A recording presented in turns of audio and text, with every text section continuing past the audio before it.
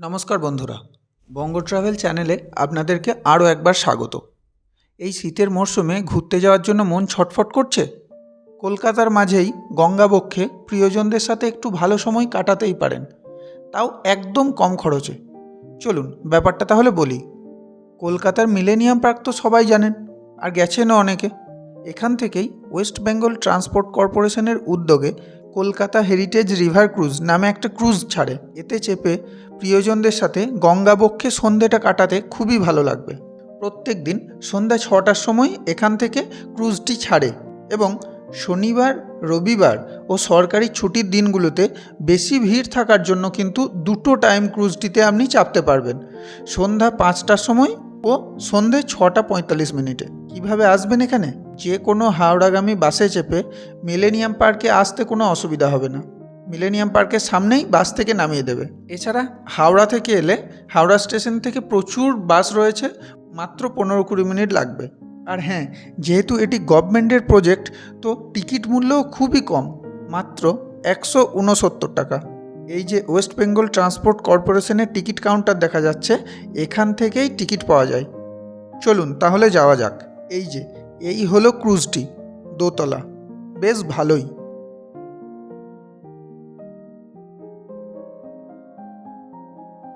গঙ্গাবক্ষে এমনভাবে ঘুরে বেড়াতে কার না ভালো লাগবে বলুন? এটা নিচের ডেক। যেহেতু আমরা উইকডেজে গিয়েছিলাম, তো তেমন একটা ভিড় ছিল না। নিচের ডেকে চা, স্ন্যাক্সের ব্যবস্থাও রয়েছে। আর ওপরের ডেকে চলছে লাইভ কনসার্ট। খুব সুন্দর একটা অ্যারেঞ্জমেন্টস। লাইভ প্রোগ্রাম এনজয় করতে করতে ক্রুজে চেপে সন্ধ্যাটা কিন্তু বেশ ভালোই কাটবে।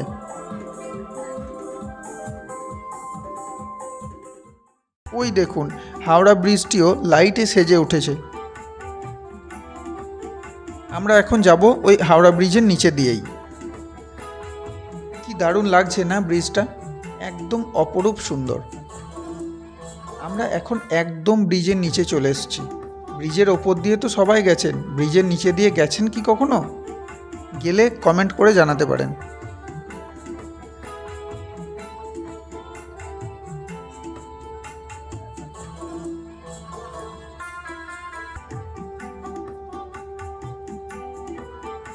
আমরা দুজন এবং রমেনরা এসেছি আজকে, বেশ এনজয় করছি ব্যাপারটা। চলুন উপরের দিকে গিয়ে লাইভ প্রোগ্রামটা একটু দেখা যাক। মিলেনিয়াম পার্ক থেকে ময়দান পর্যন্ত গিয়ে আবার ঘুরে এলাম। 169 টাকায় প্রায় 1.5 ঘন্টার ওপর ক্রুজে চেপে গঙ্গাবক্ষে এমন ধরনের অভিজ্ঞতা, সঙ্গে চা, স্ন্যাক্স ও লাইভ কনসার্ট, আর উপরই পাওনা হলো হাওড়া ব্রিজের সুন্দর লাইটিং। আমার তো মন ভরে গেছে। আপনাদেরকে বলছি, না গিয়ে থাকলে একদিন ঘুরে আসুন, নিরাশ হবেন না। তিলোত্তমার নিয়ন আলোগুলো যখন গঙ্গাবক্ষে নদী জলের ওপর পড়ছে, লাল, নীল, সবুজ রঙে এক অপরূপ মায়ার সৃষ্টি করছে। সন্ধেবেলার অভিজ্ঞতাটা জাস্ট আপনাদের সাথে শেয়ার করলাম। আজ এই পর্যন্তই। যদি ভিডিওটি ইনফরমেটিভ মনে হয় তাহলে বন্ধুদের সাথে শেয়ার করে দেবেন, আর ভালো লাগলে লাইক, শেয়ার এবং সাবস্ক্রাইব করে দেবেন। আর যদি কিছু জানার থাকে অবশ্যই কমেন্ট বক্সে জানান। সবাই ভালো থাকবেন, ভালো রাখবেন, আর অবশ্যই ভালোবাসবেন। ধন্যবাদ।